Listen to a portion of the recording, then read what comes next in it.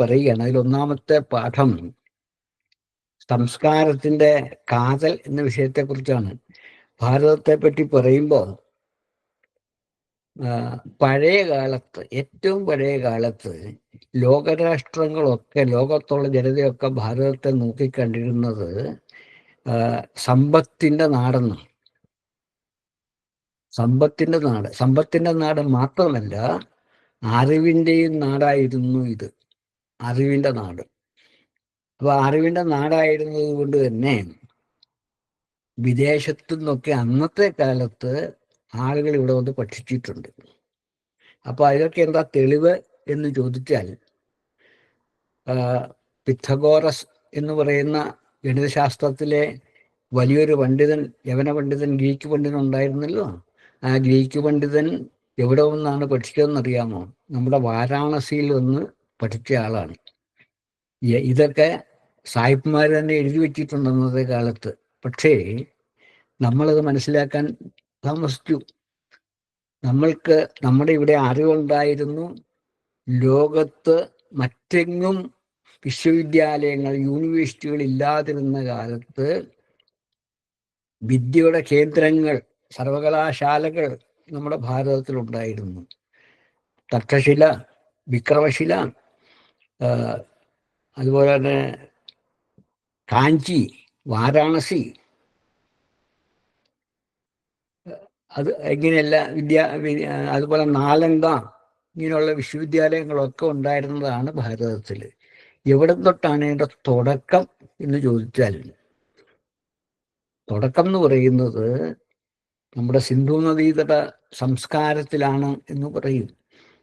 സിന്ധു നദീതട സംസ്കാരത്തെ പറ്റി പറയുമ്പോൾ അത് മനസ്സിലാക്കിയ ആളുകൾ, അന്നത്തെ സായിപ്പ്മാരെ മനസ്സിലാക്കി വരുമ്പോൾ അവർ വിചാരിച്ചു ഇത് സിന്ധു നദീതട സംസ്കാരം എന്ന് പറയുന്ന ഒരു പ്രാചീന സംസ്കാരമാണെന്നുള്ള സംശയമില്ല.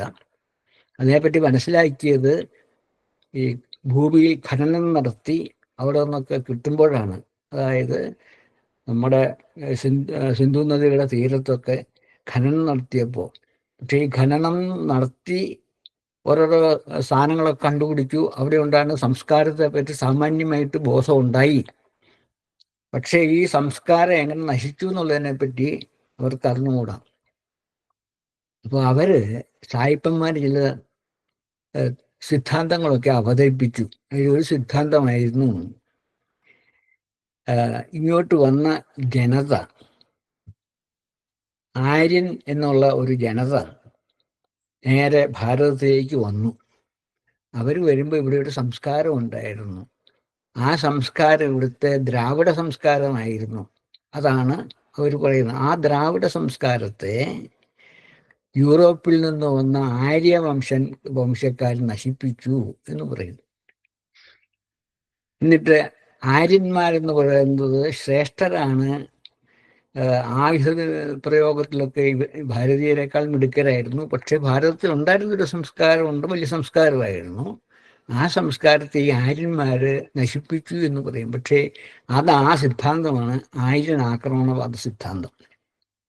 ഇതുണ്ടാകാൻ കാരണം എന്താന്ന് വെച്ചാൽ, സായിപ്പന്മാര് ഒരു കാലഘട്ടത്തിൽ, അതായത് ഏതാണ്ടൊരു ക്രിസ്തുവിന് ശേഷം ഒരു 16-ാം നൂറ്റാണ്ട് 17-ാം നൂറ്റാണ്ടൊക്കെ ആയപ്പോഴത്തേക്ക്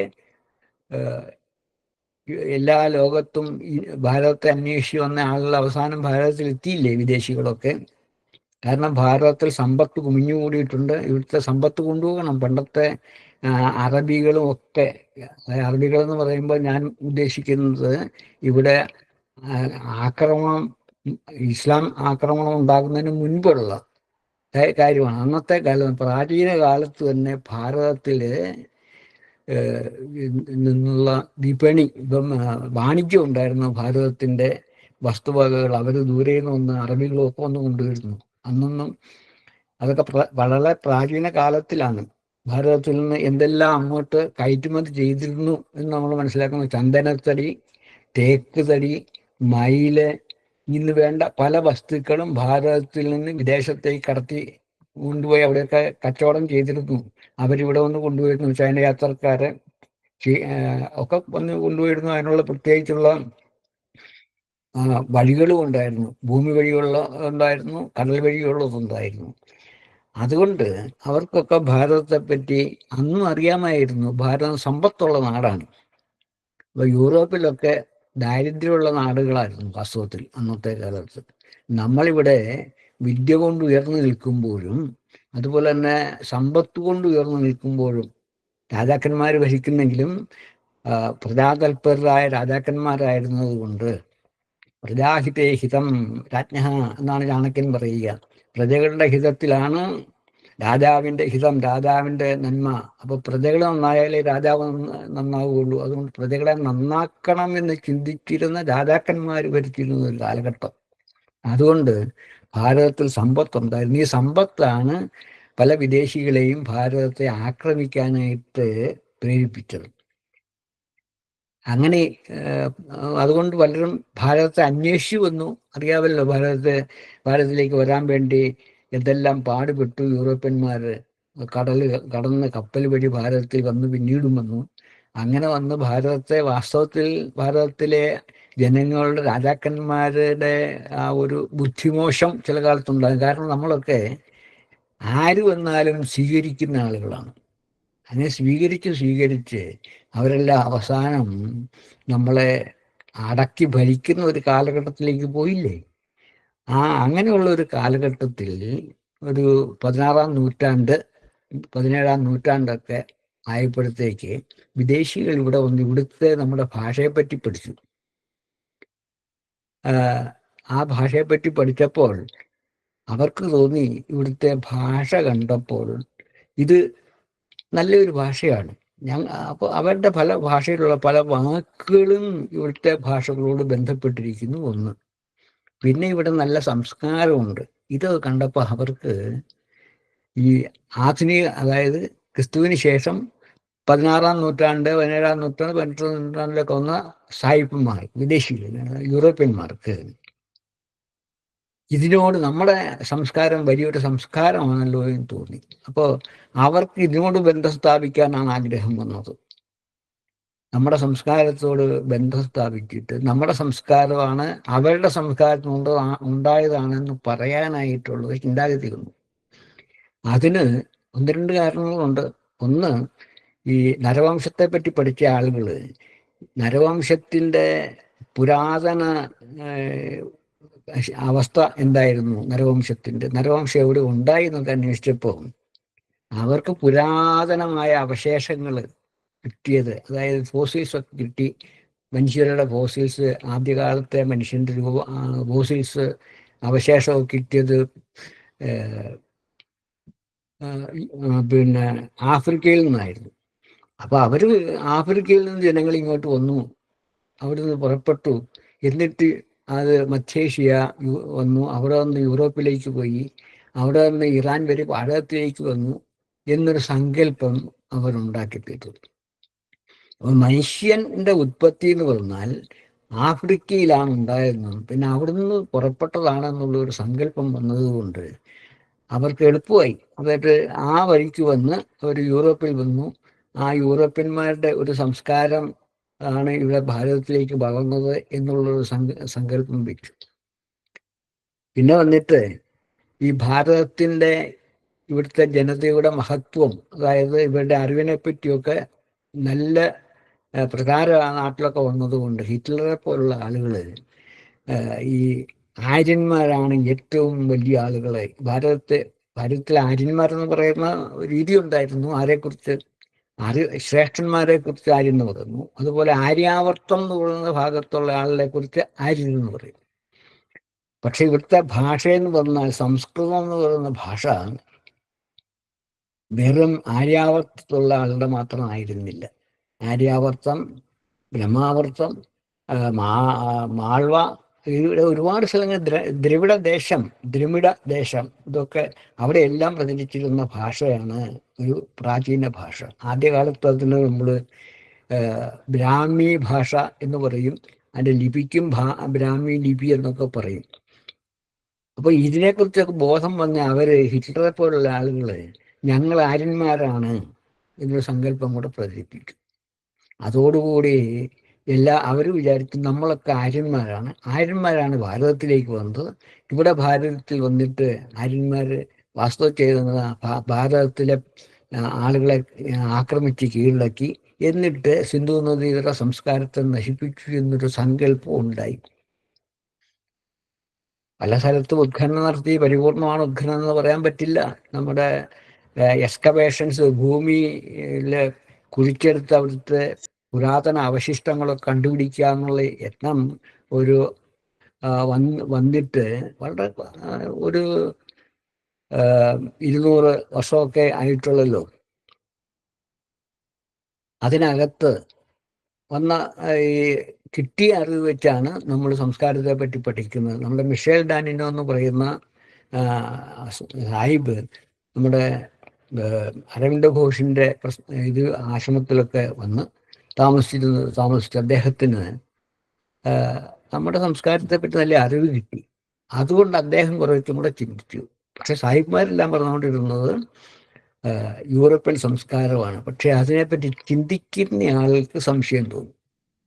ഒന്നാമത്തെ കാരണം എന്ന് പറഞ്ഞാൽ ഭാരതത്തിൽ നല്ലൊരു ഭാഷ, സംസ്കൃതം എന്നൊരു ഭാഷ, അതിൻ്റെ കൂടെ തന്നെ തമിഴ് ഒരു ഭാഷ, പ്രാചീന ഭാഷകളാണ്, സംശയമൊന്നുമില്ല. ഈ ഭാഷകൾ ഉണ്ടായിരുന്നു. അപ്പോൾ അത് ഭാരതത്തിൻ്റെതായിട്ടുള്ള ഭാഷകളാണ്. മാത്രമല്ല, ഒരു നല്ല അക്ഷരമാല, യൂറോപ്യന്മാർക്ക് നല്ല അക്ഷരമാല ഉണ്ടാക്കാൻ സാധിക്കില്ല എന്നുള്ളതാണ് സത്യം. കാരണം നമ്മുടെ അക്ഷരമാല ഉണ്ടായത്, എഴുതുന്ന അക്ഷരമാല ഉണ്ടായത് സംസാരിക്കുന്ന അക്ഷരമാലയ്ക്ക് സ്ഥാനം അനുസരിച്ചുള്ള ഒരു ക്രമം ഉണ്ടാക്കി. അങ്ങനെയുള്ളൊരു അക്ഷരമാല എത്രയോ കാലമായിട്ടും അതിപ്രാചീന കാലം തൊട്ട് നിലവിലിരുന്നു. അത് ആദ്യകാലത്തെ ലിപി ബ്രാഹ്മി ലിപിക്കും മുമ്പ് ലിപി ഉണ്ടായിരുന്നു. അതാണ് നമ്മുടെ സിന്ധു നദീതട സംസ്കാരത്തിൽ കാണുന്ന ചില ഇതിലൊക്കെ കാണുന്ന ചില എഴുത്തിൻ്റെ അംശങ്ങളായിട്ട് കാണുന്നത്. അതിൻ്റെ ഭാഗങ്ങളായിട്ട് എന്തോ ഒരു ലിപി ഉണ്ടായിരുന്നു സങ്കല്പിക്കുന്നു. അതിൽ നിന്ന് മാറ്റി വന്ന പക്ഷേ യൂറോപ്യന്മാർ പറയുന്നത് നമ്മൾ ഈ ഭാരതത്തിലെ ലിപിയും ഒക്കെ ഉണ്ടായത് വിദേശികൾ കൊണ്ടുവന്നതാണെന്നും വിദേശത്താണ് വളർന്നതൊക്കെ പറഞ്ഞ് പഠിപ്പിച്ച് വരികയാണ് നമ്മളെ. അത് മാറി ചിന്തിക്കാനായിട്ട് ചിലർ തയ്യാറായി. ഇവിടെ നമ്മുടെ 1785 ഏഷ്യാറ്റിക് സൊസൈറ്റിയൊക്കെ രൂപീകരിക്കുന്ന കാലത്ത്, അന്നത്തെ കാലത്ത് സാഹിബ്മാർ വിചാരിച്ചിരുന്നത്, ബംഗാൾ വഴി വന്ന സാഹിബ് വിചാരിച്ചത് ബംഗാളി ഭാഷയാണ് സംസ്കൃതം ധരിച്ചുപോയി. കാരണം ഇതിൻ്റെ അത്ര സംസ്കൃതമായിട്ടുള്ള അടുപ്പമുണ്ട്. എന്നിട്ട് അദ്ദേഹം അവിടെ അന്ന് വന്ന ആളുകളൊക്കെ വലിയ പ്രസംഗമൊക്കെ പറഞ്ഞു. എന്തൊക്കെയാണ് ഈ ഭാഷയുടെ മഹത്വം, അതുപോലെ യൂറോപ്യൻ ഭാഷകളിനോടുള്ള അടുപ്പം, ഇതൊക്കെ പറഞ്ഞു. അങ്ങനെ നമ്മുടെ സംസ്കാരമായിട്ട് അവർ അടുത്ത് നിൽക്കാൻ ശ്രമിച്ചു. അതിനോട് ബന്ധം അവർക്ക് സ്ഥാപിക്കാൻ ഇഷ്ടമാണ്. നമ്മൾ എവിടെയെങ്കിലും നല്ല ഒരെണ്ണം ഉണ്ടെങ്കിൽ, നല്ലൊരു സംസ്കാരമോ ഒക്കെ കാണുകയാണെങ്കിൽ നമുക്കും തോന്നും അവരുടെ കൂട്ടത്തിലുള്ളതാണെന്ന് പറയുകയാണെങ്കിൽ നമുക്ക് സന്തോഷമാണ്. നമുക്കും പിൽക്കാലത്ത് വന്നപ്പോൾ ഇംഗ്ലീഷുമൊക്കെ ലോകഭാഷയായി മാറിയ സമയത്ത്, കാരണം ഇംഗ്ലീഷുകാർ ലോകത്തെല്ലാം പോയി പഠനം നടത്തിയതുകൊണ്ട് സൂര്യൻ അസ്തമിക്കാത്ത സാമ്രാജ്യമൊക്കെ ഉള്ളവരായി തീർന്നപ്പോൾ നമുക്ക് ഇംഗ്ലീഷിനോട് ബന്ധമുണ്ട്, അടുപ്പമുണ്ടെന്ന് പറയാൻ വലിയ സന്തോഷമായി. വാസ്തവത്തിൽ അരവിന്ദ ഘോഷ് പറയുന്നത് പോലെ ഇംഗ്ലീഷ് വിദ്യാഭ്യാസം എന്ത് ചെയ്തു, നിങ്ങളെയൊക്കെ ഒരു അടിമകളാക്കി തീർത്തു എന്ന് പറയും. നമ്മുടെ വിദ്യാഭ്യാസത്തെ തന്നെ ഒരു പ്രത്യേക രീതിയിലാക്കിയില്ലേ, യൂറോപ്യൻ വിദ്യാഭ്യാസ രീതിയാക്കിയില്ലേ. നമുക്ക് നല്ല വിദ്യാഭ്യാസം ഇല്ലാഞ്ഞിട്ടാണോ എന്ന്? നല്ല വിദ്യാഭ്യാസവും എത്ര വിദ്യകളും ഉണ്ടായിരുന്നു ഭാരതത്തിൽ. അപ്പോൾ അതൊക്കെ ഉണ്ടെങ്കിൽ പോലും ഇതൊക്കെ വരാൻ കാരണം, ഭാരതത്തിലേക്ക് വരാൻ കാരണം ഈ ആര്യന്മാരുടെ ആക്രമണത്തിലൂടെ ആര്യന്മാർ വന്നതാണെന്ന് പറഞ്ഞു പഠിപ്പിക്കുന്നു.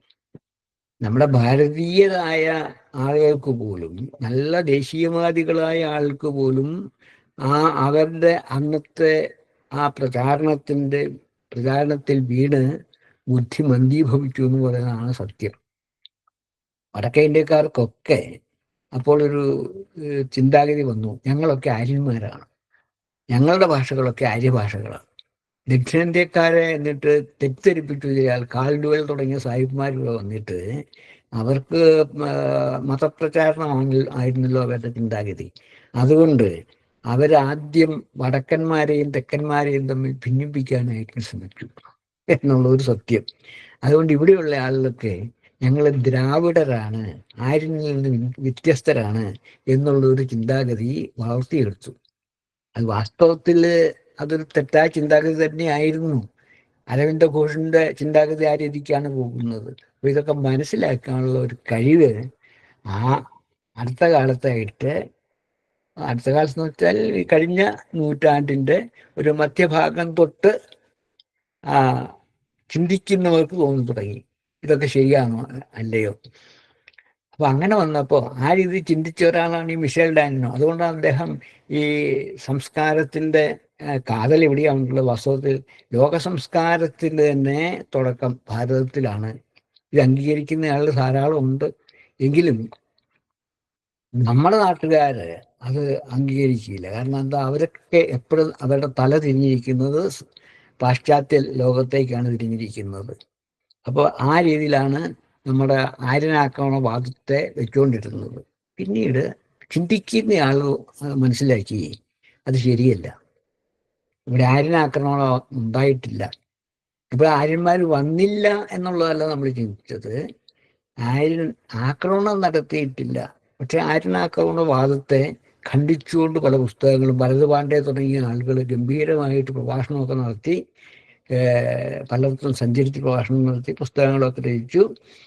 അപ്പം അതൊക്കെ മനസ്സിലാക്കുന്ന രീതിയിൽ ഇപ്പോഴും ആൾക്ക് മനസ്സിലാക്കി തുടങ്ങി, ഇവിടെ ഭാരതത്തിലൊരു ഉയർന്ന സംസ്കാരം ഉണ്ടായിരുന്നെന്നും ആ സംസ്കാരത്തിൻ്റെ തുടക്കം നമ്മൾ സിന്ധു നദീതട സംസ്കാരത്തിൽ തുടങ്ങുക.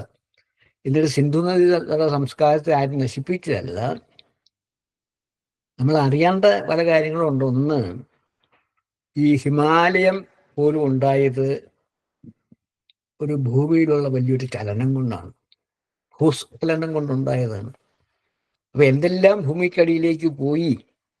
കാരണം അറിവുകൊണ്ട് വളരെ ഉയർന്ന ഒരു ജനത, ബുദ്ധി വികസിച്ച ഒരു ജനത ഭാരതത്തിൽ ഉണ്ടായിരുന്നു. കാരണം വേദം തൊട്ടെടുത്ത് നോക്കുക, വേദം തൊട്ട് നോക്കുമ്പോൾ അന്ന് എത്രയോ കൊല്ലം മുമ്പ് എത്ര വഴക്കമുണ്ട്. അത് മാക്സ് മോഡറാണ് ഏറ്റവും വലിയ പഴയ വേദത്തിൻ്റെ കാലഘട്ടം 1500 BC 1200 BC വരെ താത്തിക്കൊണ്ടുവന്നു പറഞ്ഞത്. പക്ഷെ അങ്ങനെയല്ല, നമ്മുടെ ഇവിടെ തന്നെ നമ്മുടെ അറിയാമായിരുന്നു. അതിലും എത്രയോ പഴക്കമുണ്ട്. 5000 ക്രിസ്തുവിന് മുമ്പ് 5000 വർഷം എങ്കിലും പഴക്കം കാണും നമ്മുടെ വേദസംസ്കാരത്തിന് എന്നുള്ളതാണ്. ഈ വേദസംസ്കാരം എന്ന് പറയുന്നത് ആര്യന്മാരുടെ സംസ്കാരമാണെന്നും അതിന് മുൻപിവിടെ ഉണ്ടായിരുന്ന ഭാരതീയമായ സംസ്കാരം ഏതാണ്, അത് ഹിന്ദു സംസ്കാരമാണെന്നും പറഞ്ഞു വയ്ക്കുകയും ആര്യന്മാരിവിടെ വന്നിട്ട് ഇവിടെ ഈ സിന്ധു നദീ തട സംസ്കാരത്തിൽ നശിപ്പിച്ചു എന്ന് പറയുകയും ചെയ്ത് ഒരു സിദ്ധാന്തമുണ്ടല്ലോ. ആ സിദ്ധാന്തം വാസ്തവത്തിൽ തെറ്റാണ്. ഈ വാസ്തവത്തിലൂടെ ഉണ്ടായത് ഇവിടെ തുടർച്ചയാണ് സംസ്കാരം. ഭാരതത്തിലെ സംസ്കാരം തുടർച്ചയാണ്. ഒരു നദി പ്രവഹിച്ചു പോകുന്നത് പോലെ തന്നെ ആ സംസ്കാരം പ്രവഹിച്ചുകൊണ്ടിരിക്കുകയാണ്. ഇവിടെ തുടങ്ങി സിന്ധു സംസ്കാരം തുടങ്ങി, പിന്നെ നമുക്കിവിടെ സരസ്വതി സംസ്കാരം ഉണ്ടാണ്. സരസ്വതി നദിയെ നമുക്ക് കാണാനില്ല. വാസ്തവത്തിലെ ത്രിവേണി സംഗമം എന്ന് പറയുന്നത് ഇപ്പോഴത്തെ പ്രയാഗ് രാജ്യം അലഹാബാദ്, അവിടെയാണ് ത്രിവേണി സംഗമം. ത്രിവേണി സംഗമം എന്ന് വെച്ചാൽ ഗംഗ, യമുന, സരസ്വതി നദികളുടെ സംഗമ സ്ഥാനമാണ്. പക്ഷേ സരസ്വതി നദി എന്നോ ഭൂഗർഭത്തിലായിപ്പോയി എന്നാണ്. ഇപ്പോൾ ഭൂമിക്കടിയിലൂടെ ഒഴുകുന്നു സരസ്വതി എന്നാണ് ഇപ്പോഴത്തെ നമ്മുടെ സങ്കല്പവും. അതിൻ്റെ വിശദ വിവരങ്ങളൊക്കെ ഈ സാറ്റലൈറ്റുകൾ വഴി ഉള്ള ഗവേഷണക്കാർ മനസ്സിലാക്കുകയും ചെയ്തിട്ടുണ്ട്. അതുപോലെ സരസ്വതി നദിയുടെ ഗതി ഏത് രീതിയിലാണ് സരസ്വതി നദി എവിടെ നിന്ന് എങ്ങോട്ട് പോയിരുന്നു എന്നുള്ളത് കൃത്യമായിട്ട് അവർ മനസ്സിലാക്കിയിട്ടുണ്ട്. അപ്പം അവിടെ ഒരു സരസ്വതി നദിയുടെ സംസ്കാരം ഉണ്ടായിരുന്നു. അത് ഈ രണ്ടാമത്തെ സംസ്കാരം എന്ന് പറയുന്നത്, ആദ്യത്തെ സംസ്കാരം, സിന്ധു നദിയുടെ സംസ്കാരവും പിന്നെ ഈ ഗംഗാധരത്തിൽ ഈ യമുനാളത്തിലൊക്കെ ഉള്ള സംസ്കാരം വേറെ എന്നൊക്കെ പറയുന്നത്, സരസ്വതി എന്നുള്ള സംസ്കാരം എന്നൊക്കെ പറയുന്നത് അല്ല ഒന്നാണെന്ന് മനസ്സിലാക്കണം. അതുപോലെ വേദത്തിന്റെ കാലഘട്ടത്തിലേക്ക് നമുക്ക് ചിന്തിക്കാൻ തന്നെ വളരെ ബുദ്ധിമുട്ട്, അത്ര വഴക്കേറിയതാണ്. കാരണം ഋഗ്വേദ കാലമായപ്പോൾ തന്നെ എന്തൊക്കെ അറിവുണ്ടായിരുന്നു എന്നുള്ളത് ഋഗ്വേദ സംഹിത പഠിക്കുമ്പോൾ മനസ്സിലാകും. അപ്പോൾ വേദത്തിന്റെ ആ കാലഘട്ടത്തിലുള്ള അറിവിനെ പറ്റി, പ്രത്യേകിച്ച് ജ്യോതിർ വിജ്ഞാനം, ഗ്രഹങ്ങളെ പറ്റിയും നക്ഷത്രങ്ങളെ പറ്റിയുള്ള പഠനം, അതുകൊണ്ടുള്ള കണക്കൂട്ടല്, ഇതിനെക്കുറിച്ചെല്ലാം സുഭാഷ് കക്ക് പോലുള്ള ആളുകൾ പഠിച്ചിട്ടുണ്ട്. അവരെന്നിട്ട് അതിനെക്കുറിച്ച് പറഞ്ഞിട്ടുണ്ട്. നല്ല ഒരു അറിവുണ്ടായിരുന്നു. നമ്മുടെ ഇവിടെ പിന്നീട് നമ്മൾ ധരിച്ചുകൊണ്ടിരുന്നതും യൂറോപ്യന്മാരെ പ്രചരിപ്പിച്ചുകൊണ്ടിരുന്നതുമായ ചില അസത്യങ്ങളുണ്ട്. അസത്യം വെച്ചാൽ അവർക്ക് ചിലപ്പോൾ അർത്ഥങ്ങൾ അത്തുകൊണ്ട് കുറവായിരിക്കാം, അല്ലെങ്കിൽ അമിതമായ ആവേശം അവരുടെ ഭാഗത്തേക്ക് കാണിച്ചത് കൊണ്ടാകാം അങ്ങനെ പറഞ്ഞത്. അങ്ങനെ അവർ പറഞ്ഞുകൊണ്ടിരുന്നെങ്കിലും നമ്മുടെ സംസ്കാരം എന്ന് പറഞ്ഞാൽ വലുതായിട്ടുണ്ടായിരുന്നു. അപ്പൊ അവർ പറയുന്നത് നമ്മൾ ഭാരതീയർ ഗണിതം പഠിച്ചത്, അതുപോലെ തന്നെ ഈ ഗ്രഹങ്ങളെ പറ്റി പഠിച്ചതൊക്കെ ബാബിലോണിയയിൽ നിന്നും ഗ്രീസിൽ നിന്നുമാണ് എന്നാണ്. മിഷേൽ ഡാനിനോ പറയുന്നത് തെറ്റാണ്. അതിന് കാരണമുണ്ട്. ഈ സുഭാഷ് കക്ക് തന്നെ വ്യക്തമാക്കിയിട്ടുണ്ട് ചില കാര്യങ്ങൾ. സുഭാഷ് കക്കിന്റെ കാര്യം നമ്മുടെ മിഷേൽ ഡാനിനോ എടുത്തു പറയുന്നുണ്ട്. ഇവിടെ ഒരു സംസ്കാരം നിലനിന്നിരുന്ന അവർക്ക് ഈ ബാബിലോണിയക്കാരും ഗ്രീക്കുകാരും അറിയുന്നതിന് മുമ്പ് തന്നെ നമ്മുടെ ജ്യോതിർവിജ്ഞാനം ഉണ്ടായിരുന്നു. ജ്യോതിർഗോളങ്ങളെ പറ്റി, നക്ഷത്രങ്ങളെ പറ്റിയും ഗ്രഹങ്ങളെ പറ്റിയൊക്കെ അറിവുണ്ടായിരുന്നു. നമ്മുടെ ഇവിടെ പ്രാചീന ജ്യോതിഷം എന്ന് പറയുന്നത് ലഗധന്റെ വൈദിക ജ്യോതിഷമാണ്. വേദകാലത്തെ ജ്യോതിഷമുണ്ട്. ആ ജ്യോതിഷത്തിനകത്ത് എന്താ പറയുന്നതെന്ന് ചോദിച്ചാൽ, ഈ ഓരോ കാലം അനുസരിച്ച് നക്ഷത്രങ്ങളുടെയും ഗ്രഹങ്ങളുടെയും സൂര്യൻ്റെയും ഒക്കെ വ്യത്യാസം അനുസരിച്ച് കാലത്തിലെ ഈ കാലാവസ്ഥയ്ക്ക് ഭേദം വരുന്നുണ്ടല്ലോ. ആ കാലാവസ്ഥയ്ക്ക് ഭേദം വരുന്ന അറിയേണ്ട ആവശ്യം ഉണ്ടായിരുന്നു. വേദത്തിനകത്ത് വേദത്തിന്റെ അംഗമായിട്ടൊരു ജ്യോതിഷത്തെ പറ്റി പറയുന്നു. ആ ജ്യോതിഷം എന്താണെന്ന് പറഞ്ഞാൽ സാഹിബ്മാർ പറഞ്ഞു വെച്ചു. നമ്മളും പറയും. എന്താ പറഞ്ഞത്? ഇത് നമ്മുടെ യാഗ തുടങ്ങിയ ആചാരങ്ങളുണ്ട്, അതിൻ്റെ സമയം കണ്ടുപിടിക്കാനായിട്ടാണ് അന്നത്തെ ജ്യോതിഷം എന്ന് പറയുന്നത്. അതിൽ മാത്രമല്ല, കൃഷി തുടങ്ങിയ കാര്യങ്ങൾക്ക് വേണ്ടിയും കാലാവസ്ഥ മനസ്സിലാക്കണം, ഓരോ മാറി വരുന്ന ഋതുക്കളെ പറ്റി അറിയണം. അതൊക്കെ അറിയാൻ വേണ്ടിയാണ് ആദ്യകാലത്ത് തന്നെ നമുക്ക് യൂസുണ്ട്. ആ കാലത്ത് ഈ പറയുന്ന ഗ്രീക്കുകാർക്കും ബാബിലോണിയക്കാർക്കും ഒന്നും യാതൊരു ബോധവും ഉണ്ടായിരുന്നില്ല. അതുപോലെ നമ്മൾ ഈ വേദസംഹിതകളിലും അതുപോലെ തന്നെ അതിനുശേഷം വന്ന വേദങ്ങളിലും പിന്നെ സാഹിത്യത്തിലും ബ്രാഹ്മണങ്ങളിലും ഒക്കെ ഉള്ള വിജ്ഞാനമുണ്ട്. അതിനുശേഷം അത് വേദാംഗങ്ങളിലേക്ക് എത്തി. അതിലൊക്കെ ഉള്ള അറിവെന്ന് പറയുന്നത് മോശമായിട്ടുള്ള അറിവല്ല, നല്ല ശാസ്ത്രീയമായ അറിവാണ്, ശാസ്ത്രമാണ്. ആധുനിക ശാസ്ത്രത്തിന് കിടപിടിക്കുന്ന അറിവുകളാണ് അന്നുണ്ടായിരുന്നത്. എന്നുവെച്ചാൽ ഇന്നുള്ള എല്ലാം ശാസ്ത്രവും ശാസ്ത്ര കണ്ടുപിടുത്തങ്ങളും ഒക്കെ അന്നുണ്ടായിരുന്ന അർത്ഥമില്ല. അതൊന്നും ധരിക്കരുത് ആളുകൾ. മറ്റുള്ള രാഷ്ട്രങ്ങളിൽ അവിടെ ഇരുന്ന ജനത കാരന്മാരെ പോലെ ജീവിച്ചിരുന്ന ഒരു കാലത്ത് ബുദ്ധി വികസിച്ച് ഈ ഗ്രഹങ്ങളെ പറ്റിയും നക്ഷത്രങ്ങളെ പറ്റിയും ഒക്കെ ചിന്തിക്കാനുള്ളൊരു കഴിവുണ്ടായിരുന്നു. അങ്ങനെയുള്ളൊരു ജനത ഇവിടെ ഉണ്ടായിരുന്നു. അതിനെപ്പറ്റി അവിടെ പറയുന്നത്, നമ്മുടെ ഇവിടുത്തെ അറിവ് മനസ്സിലാക്കാൻ വേണ്ടി വിദേശികൾ ഇവിടെ വന്നു. എന്നാൽ നേരത്തെ പൈത്തഗോറസിന്റെ കാര്യം പറഞ്ഞല്ലോ. പൈത്തഗോറസിന്റെ കാര്യം പറയുമ്പോൾ ഈ പിന്നെ മിഷേൽ ഡാനിയോ പറയുന്ന കാര്യമല്ല ഞാൻ പറയുന്നത്. ആ ശരിക്കും അദ്ദേഹത്തിന്റെ പേര് പോലും ഭാരതത്തിൽ നിന്ന് കിട്ടിയ പേരാണ്. പിത്തഗോറസ് എന്ന് പറയുന്നത് വാസ്തവത്തിൽ യവന ഭാഷയിൽ, ഗ്രീക്ക് ഭാഷയിൽ പുത്തഗോറസ് എന്നായിരുന്നു. പുത്ത എന്ന് വെച്ചാൽ പൃഥാ ഗുരു എന്നുള്ള ഒരു വാക്കാണ് പുത്തഗോറുസ് നായി അവിടെ. അത് പിന്നീട് വന്ന് ഉച്ചാരണം മാറ്റി. അതായത് യൂറോപ്പിലെ ഭാഷകളുടെ ലിപിക്കൊക്കെ ഉച്ചാരണം കാലക്രമേണ മാറി മാറി വന്നിട്ടുണ്ടല്ലോ. യവന ഭാഷയുടെ ഇപ്പോഴത്തെ ഉച്ചാരണം, ലാറ്റിൻ്റെ ഇപ്പോഴത്തെ ഉച്ചാരണം പഴയ ഉച്ചാരണമല്ല. ഇത് പറയുമ്പോൾ ആലോചിക്കേണ്ടത്, ഇംഗ്ലീഷില്ലേ, നമ്മൾ ഉച്ചരിക്കുന്ന ഇംഗ്ലീഷിൻ്റെ ഉച്ചാരണം മാറിക്കൊണ്ടിരിക്കുന്നു എന്നുള്ള ആളുകൾ ശ്രദ്ധിച്ചിട്ടുണ്ടോ എന്ന് എനിക്കറിഞ്ഞുകൂടാ. എൻ്റെ ചെറുപ്പകാലത്ത് ഞാൻ ഇംഗ്ലീഷ് പഠിക്കുമ്പോൾ ഉണ്ടായിരുന്ന ഉച്ചാരണമല്ല പല വാക്കുകൾക്കും ഇപ്പോൾ മാറിയിട്ടുണ്ട്. അതുപോലെ തന്നെ ഓൾഡ് ഇംഗ്ലീഷ്, ആംഗ്ലോ സാക്സൺ എന്ന് പറയുന്ന ഭാഷ, അത് ഉണ്ടായിരുന്നൊരു കാലഘട്ടമുണ്ട്. അതിൽ നിന്നാണ് പിന്നെ മിഡിൽ ഇംഗ്ലീഷ് ഉണ്ടായി, പിന്നെ മോഡേൺ ഇപ്പോഴത്തെ ഇംഗ്ലീഷ്. ഈ ഇംഗ്ലീഷൊക്കെ മാറിക്കൊണ്ടിരിക്കുക ഉച്ചാരണം. കാരണം എന്താ വെച്ചാൽ ഒരു നല്ല ലിപി ഇല്ല. എഴുതുന്നത് പോലെ തന്നെ വായിക്കുന്ന ഒരു ലിപി അവർക്കില്ല. കാരണം ഈ ഇൻഡസ് വാലിയിൽ നിന്ന് പോയ ലിപി ഇവിടുന്ന് പോയ ആളുകൾ അവിടെ ഇവിടെയൊക്കെ പ്രചരിപ്പിച്ചപ്പോൾ അതിൽ ഏറ്റി കിട്ടി അവിടെ ഇവിടെയൊക്കെ ഉണ്ടാക്കിയ ലിപികളാണ് അവിടെയൊക്കെ ഉള്ളത്. വ്യക്തമായിട്ട് ലിപി ഉണ്ടാക്കാൻ പോലും അവർ സാധിച്ചിട്ടില്ല. ഇപ്പോൾ ഒരുപാട് കണ്ടുപിടുത്തമൊക്കെ നടത്തി വലിയ ആളുകളായി. അതൊക്കെ കാലക്രമത്തിലുണ്ടായ കാര്യം. നമ്മളിപ്പം പുറകിലാണെന്നും പറയാം പല കാര്യത്തിലും. ചില ആൾ എന്നോട് ചോദിക്കാറുണ്ട്, നമ്മുടെ മോഡേൺ കണ്ടുപിടുത്തം സായിപ്പന്മാരല്ലേ നടത്തിയത്? കമ്പ്യൂട്ടർ, വിമാനം, ഇതൊക്കെ, അതുപോലെ ഇപ്പോഴത്തെ ആർട്ടിഫിഷ്യൽ ഇൻ്റലിജൻസ്, ഇതൊക്കെ നമ്മുടെ ഭാരതീയരാണ് കണ്ടുപിടിച്ചത്? അല്ല. അതുപോലെ തന്നെ ചൈനക്കാരാണോ കണ്ടുപിടിച്ചത്? അല്ല. പക്ഷേ അതുകൊണ്ട് അന്നത്തെ കാലത്ത് അവർ മിടുക്കരായിരുന്നില്ല. ഇന്നത്തെ കാലത്ത് അവർ മിടുക്കരായി. കാരണം അവർക്ക് അന്വേഷണ ത്വരതയുണ്ട്. നമ്മുടെ അന്വേഷണ ത്വരത ഒരു കാലം കൊണ്ടില്ലാതായി. ഏതാണ്ട്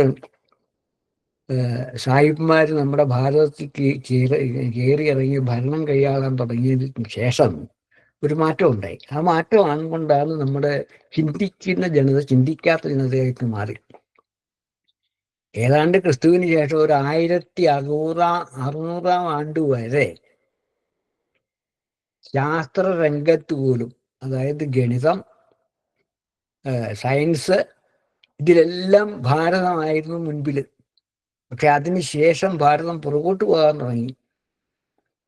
പുറകോട്ട് പോയി. അതിനുശേഷം ചില പറയും ശങ്കരാചാര്യർ അദ്വൈതം പ്രചരിപ്പിച്ചത് കൊണ്ടാണ് ഭാരതം പുറകോട്ട് പോയത്. അത് തെറ്റ്. ശങ്കരാചാര്യരുടെ അദ്വൈതം എന്ന് പറയുന്നത് തന്നെ ശാസ്ത്രീയമായിട്ട് അത്യുത്തമമായ ഒരു സിദ്ധാന്തമാണ്. പക്ഷേ സയൻസിനകത്തെ ഫണ്ടമെന്റൽ സിദ്ധാന്തങ്ങൾ കൊണ്ടല്ല സയൻസ് വളരുന്നത്. ഫണ്ടമെന്റൽ സിദ്ധാന്തം കൊണ്ടത് നമ്മുടെ അവസാനം എത്തിയാൽ ഫിസിക്സിലെ സിദ്ധാന്തങ്ങൾ കൊണ്ട് പോയാൽ ഓരോ ഇതൊക്കെ ഉണ്ടായത് എങ്ങനെയാണ്, പ്രപഞ്ചം ഉണ്ടായത് എന്നുള്ളതിലൊക്കെ എത്തുമ്പോൾ ഇവിടുത്തെ എനർജിയെ പറ്റി ചിന്തിക്കുമ്പോൾ ഒക്കെ ഉത്തമമാണെന്ന് പറയാം. പക്ഷേ ശങ്കരാചാര്യരുടെ കാലത്ത് ജീവിച്ചിരിക്കുന്ന എല്ലാവരെക്കാളും മുമ്പിലേക്ക് കടന്ന് ചിന്തിച്ചത് കൊണ്ട് എന്ത് സംഭവിച്ചു? അദ്ദേഹം ഈ സിദ്ധാന്തം ഇറക്കി. എല്ലാ ചൈതന്യവും, എല്ലാ ജീവജാലങ്ങളുമുള്ള ചൈതന്യം ഒന്നെന്നും, അവസാനം ജീവജാലം മാത്രമല്ല ജഡവസ്തുക്കളിലും ചൈതന്യം ഉണ്ടെന്നും. അതായത് മോഡേൺ സയൻസിന്റെ സിദ്ധാന്തത്തിലേക്ക് എന്നാണ് എത്തിയത് മനസ്സിലാക്കാനായിട്ട് നമ്മുടെ ആൾക്ക് കഴിഞ്ഞില്ല. ഇത് മിഷേൽ ഡാനിന് പറയുന്ന കാര്യമല്ല, നമ്മൾ വികസിച്ചു എന്ന് മാത്രമേ പറയുന്നുള്ളൂ. അതുപോലെ മിഷേൽ ഡാനിന് എടുത്തു പറയുന്നുണ്ട്, അസ്ട്രോണമി അതുപോലെ ഗണിതം, രണ്ട് കാര്യത്തിൽ ഭാരതീയര് അങ്ങേ അറ്റം മുൻപിലായിരുന്നു. ഇവിടെ സൂര്യന്, ചന്ദ്രന്, ഭൂമി, ഇവയുടെ പരസ്പര ബന്ധത്തോടുകൂടിയുള്ള ദൂരം, അതുപോലെ ഭ്രമണം, ഇതിനെക്കുറിച്ചൊക്കെ ബോധം യവനന്മാർക്കുണ്ടാകുന്നതിന്, ഗ്രീക്കുകാർക്കുണ്ടാകുന്നതിന് മുൻപ്, ബാബിലോണിയക്കാർക്കുണ്ടാകുന്നതിന് മുമ്പ് നമുക്കുണ്ടായിരുന്നു. അന്ന് തന്നെ അറിയാമായിരുന്നു എന്താണ് ഏതാണ്ട് പിന്നെ ഭൂമിയുടെ സൂര്യന്റെ വ്യാസത്തിന്റെ 108 ഇരട്ടിയാണ് സൂര്യനിൽ നിന്ന് ഭൂമിയിലേക്കുള്ള ദൂരം. ഇപ്പോഴത്തെ കാലത്ത് കണക്കാക്കുമ്പോഴും അന്ന് അവർ പറഞ്ഞിരുന്ന ആ ഒരു സിദ്ധാന്തം ശരിയാണ്. അതായത് 8,65,000 മൈലാണ് സൂര്യൻ്റെ വ്യാസം. അതിനെ 108 കൊണ്ട് ഗുണിക്കുന്നതാണ് ഇത് ഭൂമിയിൽ നിന്ന് സൂര്യനിലേക്കുള്ള ദൂരം. ഇതൊക്കെ അന്നത്തെ കണക്കാണ്. അന്നത്തെ കണക്ക് ഇപ്പോഴും ചെറിയ വ്യത്യാസങ്ങളൊക്കെ അങ്ങോട്ടും ഇങ്ങോട്ടും വരുമെന്നുള്ളതല്ലാതെ വലിയ വ്യത്യാസമൊന്നുമില്ല. അപ്പോൾ ഇത്രത്തോളം അന്നത്തെ കാലത്ത് കണക്കൂട്ടിയെടുക്കാൻ സാധിച്ച ഒരു ജനത ഇവിടെ ഉണ്ടായിരുന്നു. അതുകൊണ്ട് ഇതിലൊക്കെ ഒരു മുമ്പിലായിരുന്നു. അങ്ങനെ നോക്കുമ്പോൾ ജ്യോതിർവിജ്ഞാനത്തിൻ്റെ കാര്യത്തിൽ അവർ മുമ്പിലായിരുന്നു. അതുകൊണ്ട് തന്നെയാണ് ഈ ഇതൊക്കെ സൂചിപ്പിക്കുന്ന ഭാഗങ്ങൾ ഋഗ്വേദ സംഹിതയിലുണ്ട്. നമ്മുടെ വേദത്തിൻ്റെ ഏറ്റവും പ്രാചീനമായിട്ട് കിട്ടുന്ന ഭാഗമാണല്ലോ ഋഗ്വേദ സംഹിത എന്ന് പറയുന്നത്. ആ ഋഗ്വേദ സംഹിതയെ പറ്റി പറയുമ്പോൾ ചിന്തിക്കുന്ന ആൾ അരവിന്ദ ഘോഷ് പറയുന്നത് ഇത് നമ്മുടെ ഭാരതത്തിലെ സംസ്കാരത്തിൻ്റെ തുടക്കമല്ല.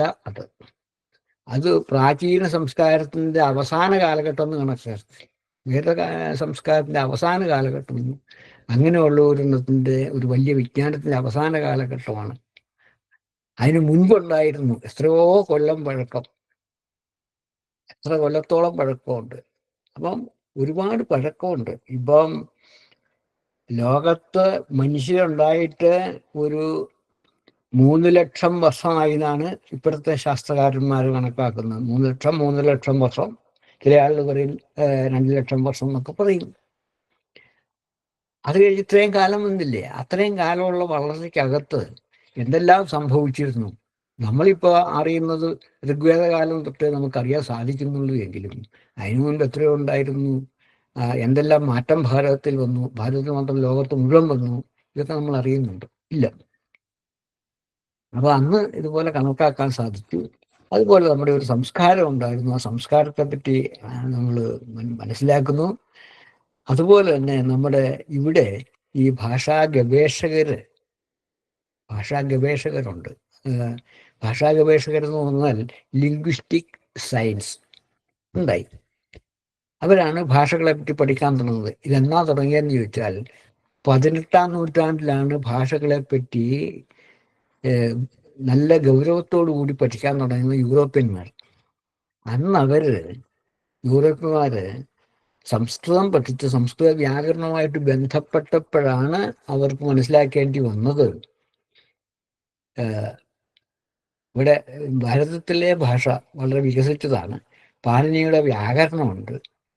പാണിനിയുടെ വ്യാകരണത്തിൻ്റെ കാലം എന്ന് പറഞ്ഞാൽ തന്നെ ക്രിസ്തുവിന് മുമ്പ് അവരുടെ കണക്ക് കൂട്ടൽ 4-ാമത്തെ ശതകം 400, ചിലരുടെ പറയുന്നത് 500. പിന്നെ ജർമ്മൻകാരായ ചില ആളുകൾ കുറച്ചും കൂടെ പുറകോട്ട് പോയി ഗോൾഡ് സ്റ്റുക്കർ തുടങ്ങിയ ആളുകൾ ക്രിസ്തുവിന് മുമ്പ് 700. എങ്ങനെ പോയാലും ക്രിസ്തുവിന് മുമ്പ് 700 അതിന് മുമ്പോ ആയിരിക്കണം പാണിനിയുടെ കാലഘട്ടം. അപ്പം ലോകത്തെ ആദ്യമായിട്ടുള്ള വ്യാകരണം പാണിനിയുടെ വ്യാകരണം, പാണിനീയം. അപ്പോൾ ആ ഭാഷ, സംസ്കൃത ഭാഷ പഠിക്കാൻ തുടങ്ങി ഗൗരവത്തോടു കൂടി യൂറോപ്യന്മാർ. അപ്പോൾ അവർ ഈ സംസ്കൃത വ്യാകരണവും കൂടെ പഠിച്ചപ്പോഴാണ് ഈ ഭാഷകളെ പരസ്പരം ബന്ധിപ്പിച്ച് പഠിക്കാൻ തുടങ്ങിയത്. അതുപോലെ ഈ ഭാഷയിലെ വർണ്ണങ്ങൾ, അതായത് ഫോണീംസ് എന്ന് പറയും, സൗണ്ട്, അതിൻ്റെ മാറ്റം, അക്ഷരങ്ങളുടെ മാറ്റം ഒക്കെ ഈ സംസ്കൃത വ്യാകരണത്തിൽ കൂടെ ശബ്ദങ്ങൾക്ക് വരുന്ന മാറ്റങ്ങൾ പഠിക്കാൻ മനസ്സിലാക്കിയതോടുകൂടി ഭാഷയ്ക്ക് വരുന്ന ഈ ലിംഗ്വിസ്റ്റിക് ചേഞ്ചൊക്കെ അവർ പഠിക്കാൻ തുടങ്ങി. അങ്ങനെ പഠിച്ചു വന്ന ഒരു ശാസ്ത്രം ഉണ്ടായതാണ് ലിംഗ്വിസ്റ്റിക്സ്, ഭാഷാശാസ്ത്രം. അന്നത്തെ കാലത്ത് ഫിലോളജി എന്നാണ് പറഞ്ഞുകൊണ്ടിരുന്നത്. ഇന്നത്തെ കാലത്ത് ലിംഗ്വിസ്റ്റിക്സ് അഥവാ ലിംഗ്വിസ്റ്റിക് സയൻസ് എന്ന് പറയും. അപ്പോൾ ഭാഷ. അപ്പോൾ അവർ എല്ലാം ചിന്തിക്കാൻ പോയത് അവരുടെ ഭാഷകളിലൊക്കെ ഈ സംസ്കൃത വാക്കുകളുമായിട്ട് സാമ്യമുള്ള വാക്കുകൾ കണ്ടു. അതുകൊണ്ടാണ് അവർ പറഞ്ഞത് ഇതെല്ലാം ഇന്ത്യയിലെ ഭാഷകളും യൂറോപ്പിലെ ഭാഷകളുമൊക്കെ ഒരു കുടുംബത്തിൽപ്പെട്ടത്. അതായത് അവയ്ക്കെല്ലാം സമാനമായ വാക്കുകൾ ഒരുപാടുണ്ട്. അതുകൊണ്ട് അവരത് പേര് കൊടുത്തു, പ്രാചീന ഇന്തോ യൂറോപ്യൻ എന്ന് പേര് കൊടുത്തു, ഇന്തോ യൂറോപ്യൻ ഭാഷ. അങ്ങനെ ഒരു സിദ്ധാന്തം ഇറക്കി. ആ സിദ്ധാന്തം ഇറക്കിയിട്ട് അവരിന് പാടുപെടുകയാണ്. എന്താണ്? ഇംഗ്ലീഷിലും ജർമ്മനിലും ഒക്കെ ഉള്ള വാക്കുകൾ സംസ്കൃത വാക്കുകളുമായി ബന്ധപ്പെടുത്തി എടുക്കാൻ വേണ്ടി എന്ത് പാടുപെടുന്നുണ്ട്. എങ്ങനെയെങ്കിലും ഒരു സാദൃശ്യമില്ല, ഇതിപ്പോൾ അർത്ഥം ചേരണമെന്നില്ല, എങ്കിലും ഉണ്ടാക്കണം. അത് നമുക്ക് വന്ന് സന്തോഷമായിരുന്നു നമ്മുടെ പണ്ഡിതന്മാർക്കും. കാരണം എന്താണെന്ന് വെച്ചാൽ നമ്മുടെ ഭാഷ അവരുടെ ഭാഷയാണ്, ലോകത്തിൽ പ്രധാനമുള്ള വിദേശീയ ഭാഷകളുമായിട്ട് വലിയ ബന്ധമാണെന്ന് കാണിക്കാൻ സന്തോഷമായിരുന്നു. പക്ഷെ അതാണോ സത്യം എന്നുള്ളത് സംശയിക്കേണ്ടിയിരിക്കുന്നു. കാരണം മിഷേൽ ഡാനിനോ പറയുന്നത് പോലെ നമ്മുടെ ഇവിടെയുള്ള വാക്കുകളുടെ എല്ലാം ഈ സംസ്കൃതത്തിലുള്ള വാക്കുകളോട് ബന്ധപ്പെടുത്തി ഇംഗ്ലീഷിലെയും ജർമ്മനിലെയും ഫ്രഞ്ചിലെയും വാക്കുകളെയൊക്കെ ബന്ധപ്പെടുത്താൻ പോയാൽ എവിടെ എത്തും? അതും തന്നെ ആ ഭാഷകളിലൊക്കെ ആദ്യകാലത്തുണ്ടായിരുന്ന വാക്കുകളിലൊക്കെ ഈ സംസ്കൃത വാക്കുകൾക്ക് ബന്ധമുണ്ടോ, കാണുമോ ശരിക്ക്? അപ്പൊ അതിന് നമുക്കുള്ള സമാധാനം ഡാനിന പറയുന്നില്ല സമാധാനത്തെ പറ്റി. ഞാൻ അന്വേഷിച്ചപ്പോൾ കണ്ടുപിടിക്കുകയാണ്, വിദേശ ഭാഷകളൊക്കെ പഠിച്ചപ്പോൾ എനിക്ക് തോന്നിയ ഒരു അറിവാണ്. അതുപോലെ തന്നെ ഈ നാടുകളിലൊക്കെ അവരുടെ വിശ്വാസം, നാട്ടുകാരുടെ വിശ്വാസമുണ്ട്. അതായത് ഈ യവന ലോകത്ത് ഗ്രീസിലുണ്ടായിരുന്ന ചില പ്രാചീനരുടെ വിശ്വാസം, അവരുടെ ആളുകൾ ഈ ഭാരതത്തിൽ നിന്ന് വന്നിട്ട് സിന്ധു തീരത്ത് നിന്ന് വന്നതാണെന്ന് നമുക്ക് വിശ്വാസം ഉണ്ടായിരുന്നു. അതുപോലെ തന്നെ റഷ്യയുടെ ചില ഭാഗങ്ങളിൽ ഉണ്ടായിരുന്ന ആളുകൾ അവർ വിശ്വസിച്ചുകൊണ്ടിരുന്നത് അവരുടെ ജനത ഇവിടുന്ന് ചെന്നതാണ്. അതുപോലെ നമുക്കറിയാം ഈ ജിപ്സികൾ എന്ന് പറയുന്ന ആൾക്കാർ വാസ്തവത്തിൽ ഒരു കാലത്ത് ആളുകൾ പറഞ്ഞു വരുത്തിയിരുന്നു ഈജിപ്തിൽ നിന്നാണ് ലോകം മുഴുവൻ പോയത്. പിന്നീടാണ് മനസ്സിലാക്കിയത് ഭാരതത്തിലെ ഒരു വംശം അങ്ങോട്ട് യൂറോപ്പിലേക്ക് കുടിയേറി പോയതാണ്, അവരാണ് ഈ ജിപ്സികൾ. അവർക്ക് രാമനോട് ബന്ധപ്പെട്ട പേരുകൾ ധാരാളമുണ്ട്. അതൊക്കെ അവിടെ ഉണ്ട്, അവരുടെ സംസ്കാരം അതിനനുസരിച്ചുള്ളതാണ് ജിപ്സികൾക്കെന്ന് മനസ്സിലാക്കി. അങ്ങനെ വരുമ്പോൾ ഈ ഒരുപാട് ഭാരതത്തിൽ നിന്ന് കുടിയേറിയെന്ന് സങ്കല്പിക്കാം. ഇപ്പോൾ ആഫ്രിക്കയിലാണ് ആദ്യമായിട്ട് മനുഷ്യനുണ്ടായത്, ഒരു ഭാഗത്ത് മാത്രമേ ഈ പരിണാമം ഉണ്ടായുള്ളൂ നിശ്ചയിക്കേണ്ട കാര്യം വല്ലതും ഉണ്ടോ? പരിണാമവാദം ഉണ്ടെങ്കിൽ ലോകം വളരെ വിശാലമായ ഭൂലോകത്ത് പല പല സ്ഥലങ്ങളുണ്ട്. അപ്പോൾ ഭാരതത്തിൽ തന്നെ നല്ല ജീവജാലത്തിൽ ജന്മം കിട്ടാൻ തക്കവണ്ണമുള്ള സ്ഥലങ്ങളുണ്ട്. ആഫ്രിക്കയിൽ തന്നെ ഉണ്ടായി എന്ന് പറയേണ്ട കാര്യം, ആഫ്രിക്കയിൽ നിന്ന് ഫോസിൽസ് കിട്ടിയത് കൊണ്ട് അവിടെയാണ് ആദ്യം ഉണ്ടായി എന്ന് പറയുന്നു. ഭാരതത്തിൽ നിന്ന് ഒരു ഫോസിൽ കിട്ടിയില്ലല്ലോ. കാരണം എന്താ? ഭാരതത്തിൽ ഇവിടെ നടന്ന ഭൂമിയുടെ സ്ഖലനം കൊണ്ട് ഭൂമിയൊക്കെ ഇളകി മറിഞ്ഞ് ഹിമവാൻ പോലും പിന്നെ ഉണ്ടായതാണ്. അതുപോലുള്ള വ്യത്യാസം ഇവിടെ വന്നു. അപ്പോൾ എന്തെല്ലാം ഭൂമിക്കടിയിലേക്ക് പോയിട്ട് അതെല്ലാം അവിടെ കിടന്നോ? ഇല്ല. വർഷങ്ങൾ പല വർഷങ്ങളാണ്, ആയിരക്കണക്കിന് വർഷങ്ങളിലൂടെ പോയപ്പോൾ അവിടെ ഫോസിൽ പോലും ശേഷിച്ചില്ല. അതൊക്കെ ചിലപ്പോൾ കൽക്കരിയോ പെട്രോളോ ഒക്കെ ആയിത്തീർന്നു എന്ന് പറയുന്നതല്ലേ ഒരു ശരി? അപ്പൊ അങ്ങനെ ഒരു കാലഘട്ടം ഉണ്ടായിരുന്നു. ഈ കാലഘട്ടത്തിൽ ഭാരതത്തിൽ നിന്ന് വെളിയിലേക്ക് പോയ ആളുകൾ, ഭാരതത്തിൽ വന്നു പഠിച്ചു പോയ ആളുകളുണ്ട്. ശാസ്ത്രത്തിന്റെ ലോകത്ത് ഉയർന്നു വന്ന, വിദ്യയുടെ ലോകത്ത് ഉയർന്നു വന്ന ഭാരതത്തിലെ ഭാഷ അവർ സ്വീകരിച്ചു. നമ്മളിപ്പോൾ പലപ്പോഴും എന്താ ചെയ്യുക? ഇംഗ്ലീഷ് ഇവിടെ വന്നു, സയൻസിൻ്റെ ലാംഗ്വേജ് അതായി. ഇപ്പോഴത്തെ എല്ലാവർക്കും വ്യവഹാരത്തിൻ്റെ ഭാഷയിൽ കൂടുതൽ ഇംഗ്ലീഷ് നിൽക്കുന്നുണ്ട്. ഇംഗ്ലീഷ് വാക്കുകൾ കൂടുതൽ വരാൻ തുടങ്ങി. നമ്മുടെ മലയാളത്തിലേക്ക് പോലും വന്നിട്ടില്ലേ? അതുപോലെ സയൻസിലൊക്കെ ശാസ്ത്രത്തിലൊക്കെ പുറകോട്ട് വന്ന് യൂറോപ്യന്മാർ, ഗ്രീക്കുകാരും അറബികളും ഒക്കെ ഇവിടെ വന്ന് പഠിച്ചു പോയപ്പോൾ അവരുടെ ഭാഷയിലേക്ക് ഇവിടുത്തെ നല്ല വാക്കുകളൊക്കെ എടുത്തു. അവർക്ക് ബന്ധങ്ങളെക്കുറിച്ച് കാണിക്കാനായിട്ട് നല്ല വാക്കില്ലാത്ത സ്ഥലത്ത് ഭാരതത്തിൽ ആ വാക്കുകളൊക്കെ പഴയ കാലത്തേ ഉണ്ട്. അതൊക്കെ അങ്ങോട്ട് ഇരുന്നു. അതിൻ്റെയൊക്കെ തദ്ഭവ ശബ്ദങ്ങളൊക്കെ അവിടെ പ്രതികരിച്ചു.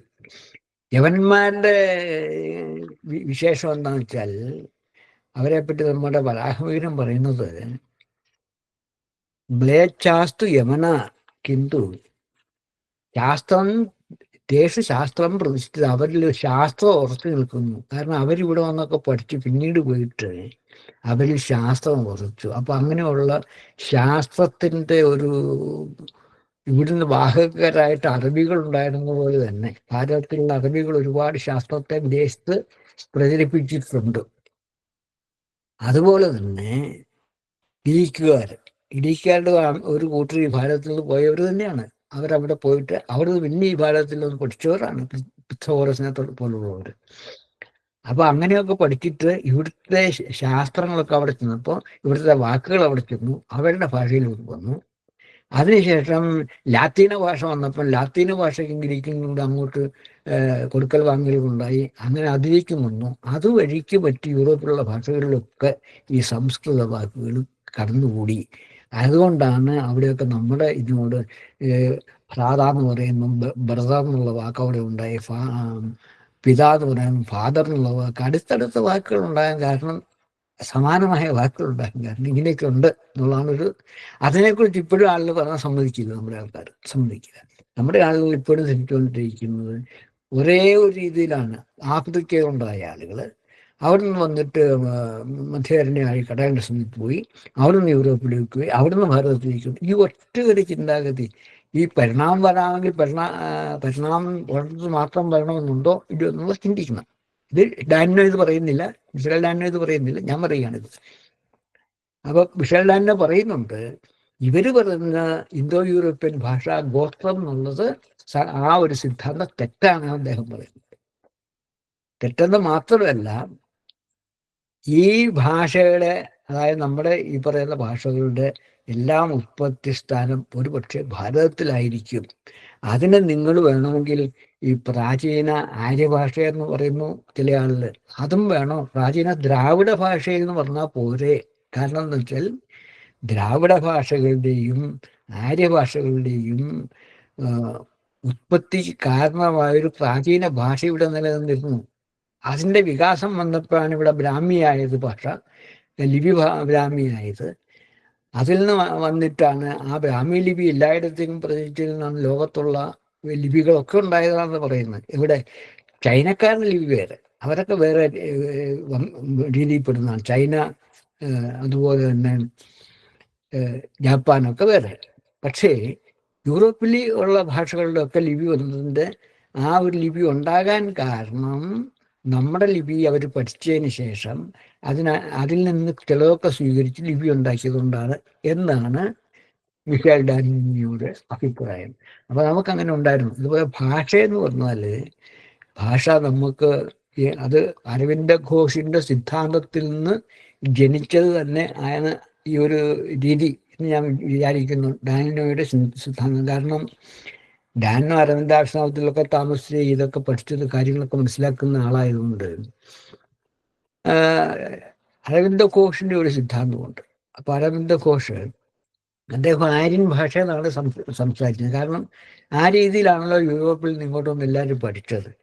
അപ്പോൾ ഇത് origin of the Aryan speech എന്ന് പറഞ്ഞ അദ്ദേഹം ഒരു പുസ്തകം എഴുതിയിട്ടുണ്ട്. ആ പുസ്തകത്തിനകത്ത് അദ്ദേഹം പറയുന്നത് ഈ ദ്രാവിഡ ഭാഷകൾക്കും സംസ്കൃതത്തിനും ഉള്ള ഒരു മാതൃഭാഷ വേറെ, അതിൻ്റെയൊക്കെ മാതാവായിരുന്നൊരു ഭാഷ വന്നുണ്ടായിരിക്കുന്നത്. അതിൽ നിന്നാണ് ഇത് വന്നത്. ഇത് പറയുമ്പോൾ എൻ്റെ മനസ്സിൽ വരുന്നത് ചില ചിന്തകളാണ്. ഒന്ന് പറഞ്ഞുതരാം. കഴിഞ്ഞ നൂറ്റാണ്ടിൻ്റെ ഏതാണ്ട് 1960 60ൻ്റെ ശേഷം 70-ന് മുമ്പ് മദ്രാസിലെ സംസ്കൃത കോളേജിൽ പോയിട്ട് ഒരു പ്രസംഗം നടത്തിയതാണ് നമ്മുടെ ആഗമന സ്വാമി. ആ ആഗമന സ്വാമി അതിനകത്ത് പറഞ്ഞു, അദ്ദേഹം തമിഴ്നാട്ടിലൊരു പണ്ഡിതനെ കണ്ടു. ആ പണ്ഡിതൻ തമിഴ് ഭാഷയുടെ പ്രാചീനതയെ പറ്റി ഗവേഷണം നടത്തിയ ആളാണ്. അദ്ദേഹം എന്നിട്ട് അന്ന് പറഞ്ഞൊരു സിദ്ധാന്തമുണ്ട്, ഈ തമിഴിൽ അന്നുള്ള വാക്കുകളിൽ 85 85 87 വാക്കുകൾ വെച്ച് ബാക്കി എല്ലാം സംസ്കൃത ഭാഷയുമായിട്ട് ബന്ധപ്പെട്ടിരിക്കുന്നു.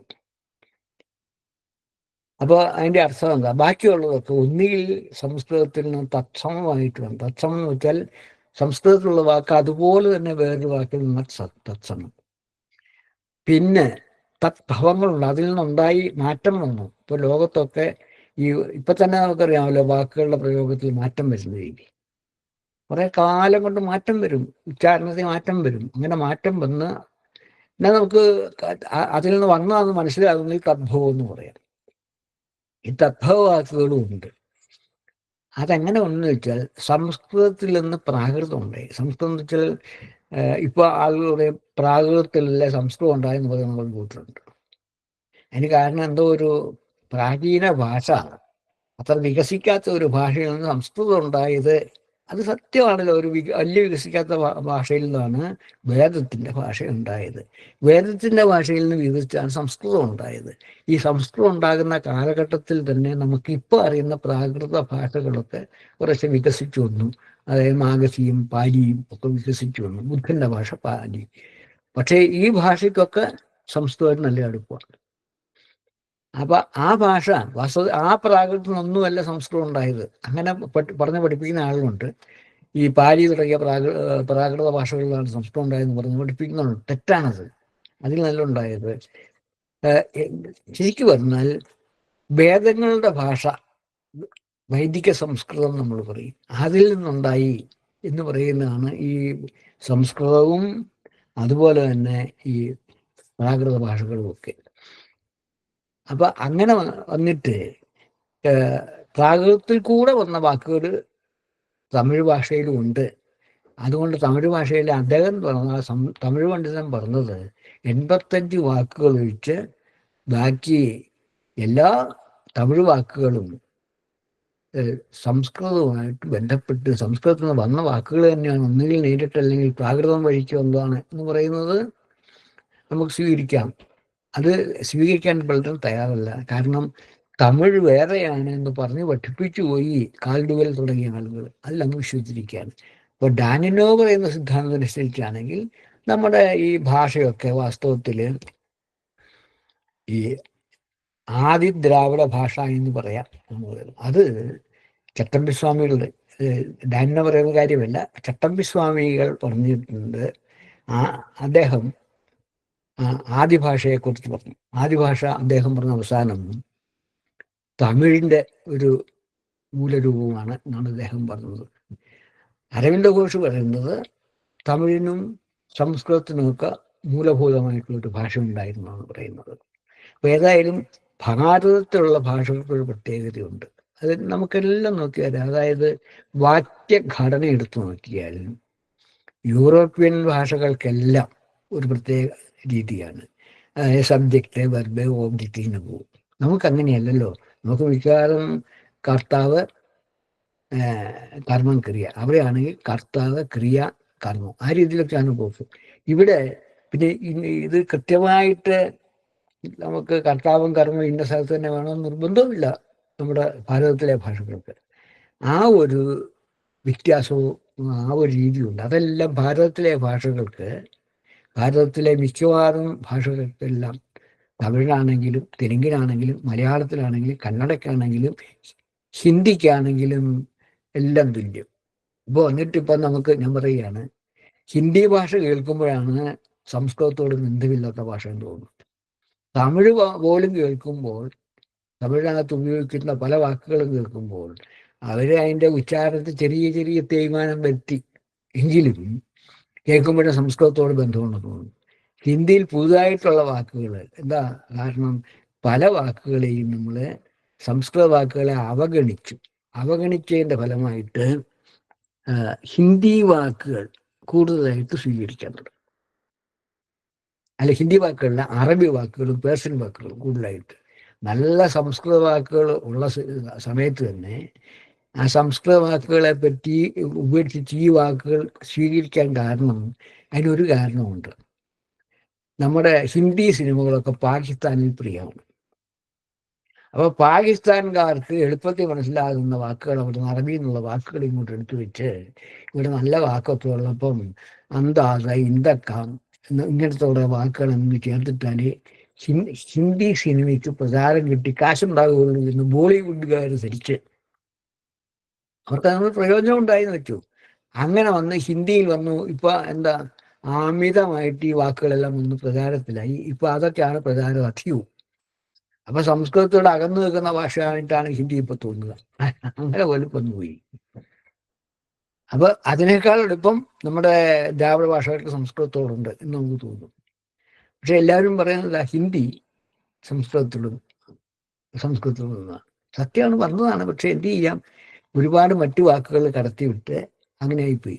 നമ്മുടെ രാഷ്ട്രത്തിലൊരു ഭാഷ കോമൺ ഭാഷ, ഭരണഭാഷ ഉണ്ടാകണമെന്ന് ഉള്ള തീരുമാനമെടുത്തപ്പോൾ, അന്ന് ചർച്ച ചെയ്തപ്പോൾ സംസ്കൃതത്തിന് വേണമെന്ന് ആഗ്രഹം ഉണ്ടായിരുന്നു. പക്ഷേ സംസ്കൃതത്തിന് ഒരു കാസ്റ്റിംഗ് വോട്ട് കൊണ്ട് കൂടുതൽ സംസ്ഥാനങ്ങൾ സംസാരിക്കുന്ന ഹിന്ദിയെ സ്വീകരിച്ചു എന്നുള്ളതാണ് സത്യം. രാജേന്ദ്ര പ്രസാദ് ആയിരുന്നു ആ കമ്മിറ്റിയുടെ ചെയർമാൻ. അദ്ദേഹം ഹിന്ദിക്ക് അനുകൂലമായിട്ട് വോട്ട് ചെയ്തു. അദ്ദേഹം വലിയ സംസ്കൃത പണ്ഡിതനൊക്കെയായിരുന്നു. പക്ഷേ സംസ്കൃതത്തിന് വേണ്ടി വാദിച്ച ഒരുപാട് ആൾക്കാരുണ്ട്. എങ്കിലും ആ സഭയിൽ ഹിന്ദിക്ക് സംസ്കൃതത്തിന് തുല്യമായ വോട്ടുകൾ വന്നപ്പോൾ അവിടെ എന്താ സംഭവിച്ചത്? ഹിന്ദിക്ക് അനുകൂലമായിട്ട് അദ്ദേഹം കാസ്റ്റിംഗ് വോട്ട്. അങ്ങനെയാണ് ഹിന്ദിക്കായത്. പക്ഷെ അന്നും പറഞ്ഞിരുന്നു Sanskrit Hindi will be the official language of India. പക്ഷെ ഇപ്പൊ എന്താ സംഭവിക്കുന്നത്? സാൻസ്ക്രിറ്റ് വാക്കുകളല്ല അധികം. അന്നത്തെ കാലത്ത് സംസ്കൃതത്തെ സ്വീകരിച്ചിരുന്നെങ്കിലും ഈ തമിഴ്നാട്ടിൽ വലിയ വിരോധം ഉണ്ടാകുകയായിരുന്നു. ഇപ്പൊ തമിഴ്നാട്ടുകാർക്ക് സംസ്കൃതത്തോടും വിരോധമാണ്, വലിയ വിരോധമാണ്. അതൊക്കെ ക്രിയേറ്റ് ചെയ്ത് ഉണ്ടാക്കിയാണ് അത് വേറെ കാര്യം. അപ്പോൾ മിഷേൽ ഡാനിയുടെ അഭിപ്രായത്തിൽ ഒരു ആദ്യ ദ്രാവിഡ ഭാഷ എന്ന് പറഞ്ഞാലും കുഴപ്പമില്ല, അതിന് നമ്മുടെ ഭാഷയുടെ മുൻഗാമിക്ക്. ഇവിടുന്ന് പോയ വാക്കുകൾ മറ്റുള്ള പ്രാചീന യൂറോപ്യൻ ഭാഷകളൊക്കെ വന്നിട്ടുണ്ടെന്നുള്ളതല്ലാതെ ഇൻഡോ യൂറോപ്യൻ എന്നുള്ള ഒരു ഭാഷാ സങ്കല്പം, ഭാഷാശാസ്ത്രത്തിലെ ഗവേഷണം തെറ്റാണ് എന്നുള്ളതാണ്. പിന്നെ നമുക്ക് ഈ നമ്മുടെ സംസ്കാരത്തെ പറ്റി കൂടുതൽ അറിയാൻ സാധിക്കാത്തത് നമുക്ക് എല്ലായിടത്തും ഈ ഉദ്ഖനനം നടത്താൻ സാധിച്ചിട്ടില്ല. എന്തുകൊണ്ട് സാധിച്ചില്ല എന്ന് ചോദിച്ചാൽ, അതിന് ഒരുപാട് ധനച്ചെലവുണ്ട്. അതുപോലെ തന്നെ നമ്മുടെ ഈ അധികാരികളുടെ ഒരു മെല്ലെപ്പോക്ക് നയവും എല്ലാത്തിനും ഉണ്ടല്ലോ. നമുക്ക് പ്രാധാന്യം കൊടുക്കാൻ വേണ്ടി ഇതൊക്കെയാണ്. അപ്പോൾ നമ്മുടെ ഗവേഷണം കൊണ്ടാണ് നമ്മളെ പ്രാചീന സംസ്കാരത്തെ പറ്റി നമ്മൾ മനസ്സിലാക്കിയത്. അതിന് പലതും സഹായിച്ചത് ഉദ്ഖനനങ്ങളാണ്, ഈ എക്സ്കവേഷൻസ് ആണ്. അതുപോലെ തന്നെ ഭൂമിക്കടിയിലുള്ള ഗവേഷണം ഇത് മാത്രമല്ല, എക്സ്കവേഷൻ മാത്രമല്ല, സമുദ്രത്തിൽ നമുക്കറിയാമല്ലോ, ദ്വാരകയുടെ അവിടെയൊക്കെ പിന്നെ താഴേക്ക് ഗവേഷണം നടത്തി, ഖനനം നടത്തി ഗവേഷണമായപ്പോൾ ഇപ്പോഴത്തെ ദ്വാരകാപുരി ഇരിക്കുന്നതിന് താഴെയായിട്ട് സമുദ്രത്തിൽ വേറെയും 3 ഉണ്ടുണ്ട്. 4ാമത്തെ ആണ് അതിൻ്റെ മുകളിലുള്ള നഗരമാണ് ഇത് ഉണ്ടായതെന്ന് മനസ്സിലായി. അപ്പൊ ഇതിനൊക്കെ കാരണം ഈ വെള്ളപ്പൊക്കം വന്നു, അതുപോലെ ഈ ഭൂമി കുലുക്കം വന്നും ഒക്കെ വന്നതുകൊണ്ട് പലതായിട്ട് മണ്ണടിഞ്ഞു പോയതാണ്. അതൊക്കെ കണ്ടുപിടിക്കാനുള്ള ഒരു കഴിവ് വേണമെങ്കിൽ എന്ത് വേണം? ഇതൊക്കെ ചെയ്യാനുള്ള പണവും അതിനുള്ള മനസ്ഥിതിയും ഒക്കെ വേണം. അത് ഇല്ല എന്നുള്ളതൊരു സത്യമാണ്. പക്ഷെ നമുക്ക് തുറന്നായ ഒരു സംസ്കാരമുണ്ട്. ഈ സംസ്കാരത്തെ മുൻപോട്ട് കൊണ്ടുപോകണം എന്നുള്ളതാണ് നമ്മുടെ സംസ്കാരത്തെക്കുറിച്ച് നമ്മുടെ ആൾക്ക് ബോധം ഉണ്ടാകണം എന്നുള്ളതാണ് മിഷേൽ ഡാനിയുടെ അഭിപ്രായം. അത് തന്നെ അരവിന്ദ് ഘോഷിന്റെ അഭിപ്രായമായിട്ട് പറയുന്നുണ്ട്. അപ്പോൾ നമ്മുടെ സംസ്കാരത്തെ പറ്റി ഇവരൊക്കെ പറഞ്ഞിരിക്കുന്ന കാര്യങ്ങൾ അത് നമ്മുടെ പുസ്തകത്തിലെ ആ പാഠത്തിലുണ്ട്. ആ പാഠം എല്ലാവരും ഒന്ന് മനസ്സിരുത്തി വായിക്കണം. അരവിന്ദ ഘോഷിന്റെ ഉദ്ധരണികൾ അവിടെയുണ്ട്. അതെല്ലാവരും ഒന്ന് മനസ്സിരുത്തി വായിക്കണം. ഞാൻ സാമാന്യമായിട്ട് ഇതിൻ്റെ കാര്യങ്ങൾ പറഞ്ഞേ ഉള്ളൂ. നമുക്ക് നമ്മുടെ സംസ്കാരത്തിലേക്ക്, ഈ സംസ്കാരം അവിഛിന്നമായ സംസ്കാരമാണ്, തുടർന്നുകൊണ്ടിരിക്കുന്ന സംസ്കാരമാണ്. ആ സംസ്കാരത്തെ പറ്റി നമ്മൾ മനസ്സിലാക്കണം. ആ സംസ്കാരമാണ് ലോകത്തിന് വേണ്ടത്. അല്ലാതെ എല്ലാത്തിനെയും ഇന്നത്തെ രീതിയിൽ കണ്ട് എല്ലാം സമ്പാദിച്ച് കൂട്ടുക എന്നുള്ളത് മാത്രമല്ല, ആധ്യാത്മികതയ്ക്കും കൂടെ പ്രാധാന്യം കൊടുക്കുന്ന സംസ്കാരം. ഭൗതികമായിട്ട് വേണ്ടെന്നല്ല, ഭൗതികമായിട്ട് വേണ്ടാന്ന് വിചാരിച്ചത് ഭാരതീയരെന്നാലും ധരിക്കരുത്. ഭൗതിക വികാസവും ഇവിടെ ഉണ്ടായിരുന്നു, ആധ്യാത്മിക വികാസവും ഉണ്ടായിരുന്നു. പക്ഷേ നമ്മൾ ഈ എല്ലാവരെയും സ്നേഹത്തോടുകൂടിയും ധർമ്മത്തിൻ്റെ ചിന്തയിലും പോകുന്ന ഒരു സംസ്കാരം നമുക്കുണ്ട്. അതിനെക്കുറിച്ച് വായിച്ച് പഠിക്കുക തന്നെ വേണം. ഉദ്ധരണികൾ